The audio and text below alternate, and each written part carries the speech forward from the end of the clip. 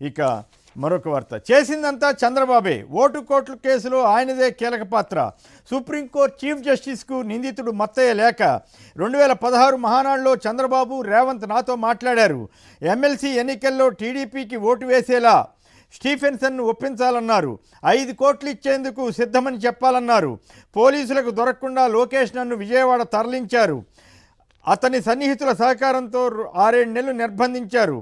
బాబు, Lokesh, AB వెంకటేశ్వరరావులను కూడా నిందితులుగా చేర్చండి అంటూ ఇందాక సిఐ గారు ఏ రకంగా అయితే చంద్రబాబు గారి మీద లీగల్ నోటీస్ ఇచ్చారో అంతకంటే తీవ్రంగా మత్తయ్య గారు సంచలనమైన లేఖను సుప్రీంకోర్టు చీఫ్ జస్టిస్కి రాశారు. మరి ఇప్పుడు ఆయన మీద ఎఫ్ఐఆర్ కొట్టేయటానికి వ్యతిరేకంగా సుప్రీంకోర్టులో పడినటువంటి కేసు నేపథ్యంలో ఈ రకమైనటువంటి సుప్రీంకోర్టు ఆశ్చర్యం వ్యక్తం చేసింది. ఎఫ్ఐఆర్ ఎట్లా కొట్టేస్తారన్నట్లుగా మాట్లాడినట్లుంది. దానికి సమాధానంగా చంద్రబాబే అసలు చేసిందంతా అని చెప్పి ఇచ్చారు. ఆ రోజుల్లో ఎఫ్ఐఆర్లో 33 సార్లు చంద్రబాబు గారి పేరు ప్రస్తావించినప్పటికీ నిందితుల జాబితాలో ఆయన్ని చేర్చకుండా జాగ్రత్త పడ్డారు అప్పటి కేసీఆర్ ప్రభుత్వం. ఆ రోజుల్లో భారతీయ జనతా పార్టీ పెద్దలు కానీ కేంద్రంలోని వారు కానీ రాయబారాలు చేసి మొత్తం మీద చంద్రబాబు గారిని బయటేశారని అప్పట్లో ప్రచారం జరిగింది. ఇప్పుడు స్వయంగా మత్తయ్య గారు చెబుతున్నాడు ఇదంతా. దీన్ని పరిగణలో తీసుకునే అవకాశం ఉందా లేదా? ముందుగా మురళి గారు. సార్, దీన్ని పరిగణలో తీసుకుంటారా లేదా అనేది కోర్టు చెప్పాల్సి ఉంది, లేదా లీగల్ ఆ ప్రాసెస్ లో వీటన్నిటి కూడా తెలియాల్సి ఉంది. ఒకటి, ఓటుకు నోటు కేసులో చంద్రబాబు గారి పాత్ర గురించి అదేమి బహిరంగ రహస్యమే, అదేమి ఆయనకేమి పాత్ర లేదు అని అంటాము. ఆ రోజున ఆడియో రికార్డులన్నిటిలో కూడా చాలా స్పష్టంగా బ్రీఫ్డ్ మీ అని చెప్పి ఆయన చెప్పినటువంటి విషయాలు, లేదా ఆ తర్వాత ఆయన మాట్లాడినటువంటి అంశాలు ఇవన్నీ కూడా ప్రజలందరూ విన్నటువంటివే. ఆ సందర్భంలో నిజంగా చంద్రబాబు నాయుడు గారు ఈ కేసులో తగులుకున్నారు అన్నటువంటి చర్చ చాలా పెద్ద ఎత్తున జరిగింది. కానీ మీరు అన్నట్టుగా రకరకాల పరిణామాల నేపథ్యంలో పెద్దవాళ్ళు ఎట్లా తప్పించుకుంటారు అనే దానికి ఇది కూడా, ఈ కేసు కూడా ఒక ఉదాహరణ. ఇప్పుడు మత్తయ్యనైనా చేసినటువంటి ఆరోపణ సత్యదూరం అయిందని చెప్పి నేనేం అనుకోవడం లేదు. ఆ రోజు జరిగినటువంటి విషయాలన్నీ ప్రస్తావన చేశాడు. ఇప్పుడు సుప్రీంకోర్టు పరిధిలోకి వచ్చింది, చర్చ మళ్ళీ మొదలైంది కాబట్టి ఏమన్నా సుప్రీంకోర్టు పరిగణలోకి తీసుకుని ఈ విషయాలన్నింటినీ ఏం చేస్తుందన్న విషయాల్ని పరిశీలన చేయాలి, చూద్దాం. నేనైతే ఇప్పుడు ఆయన రాసినటువంటి లేఖన ఆధారంగా వ్యాఖ్యానాలు చేయలేను.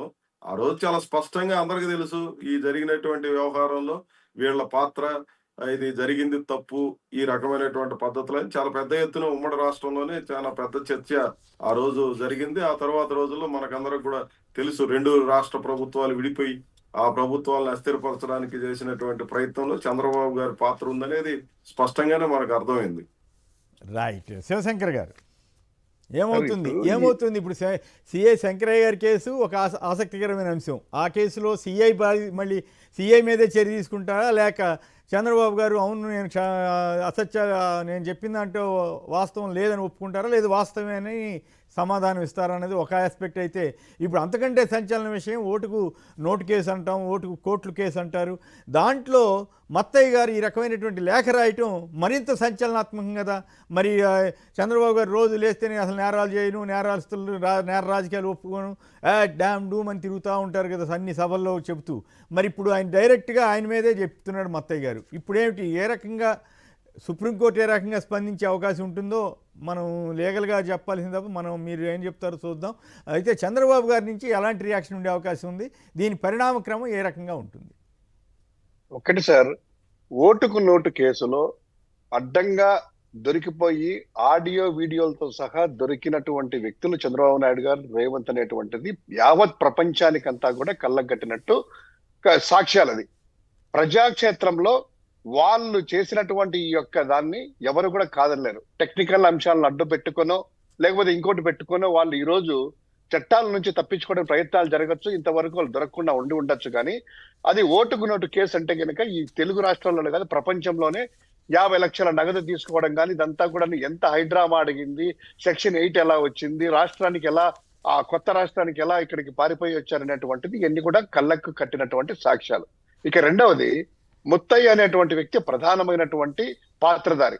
ఆ రోజుల్లో మనం చూసాము, ఆ ముత్తయ్య అనేటువంటిది అక్కడ విజయవాడకు రావడము, విజయవాడలో ప్రెస్ మీట్ పెట్టడము, ఆయన కనిపించకుండా తెలంగాణ పోలీసులకు ఇక్కడ అవకాశాలు రాకుండా వచ్చి పట్టుకోవడానికి కానీ ఇంకోటి కానీ చేసుకోకుండా ఏ విధంగా అప్పుడు ప్రభుత్వం ఇక్కడ ఉంది కాబట్టి అవన్నీ కూడా మనం కథనాలు పుంకాలుగా చదివాము.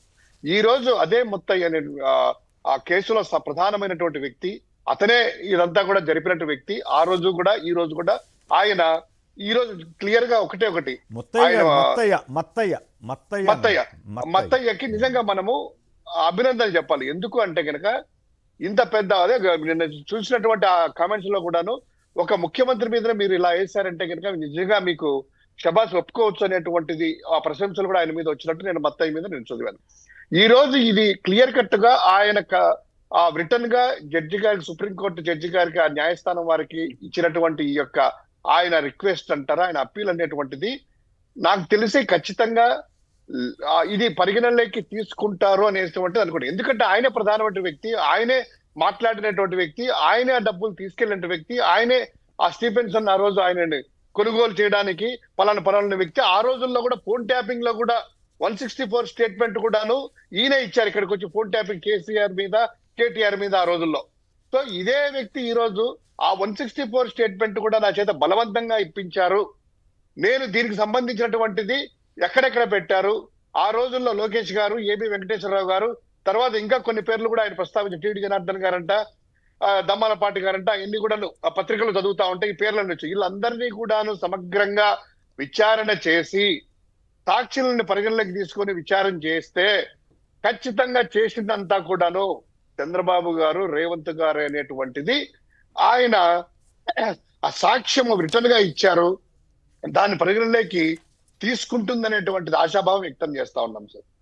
అయితే ఇక్కడ ఇంట్రెస్టింగ్ విషయం ఏంటంటే ఎల్లో మీడియా ఈ విషయాలు చాలా జాగ్రత్తగా కవర్ చేయకుండా జాగ్రత్త పడినట్లుంది. పెద్దగా ఎక్కడైనా కనపడిందా? నాకైతే కనపడలేదు. If I'm wrong I'm sorry. But నాకైతే వాళ్ళు జగన్ గారి మీద, వాళ్ళ మీద, వీళ్ళ మీద ఇష్టం వచ్చినట్టు రాస్తుంటారు కదా, చిన్న పాయింట్ దొరికితే.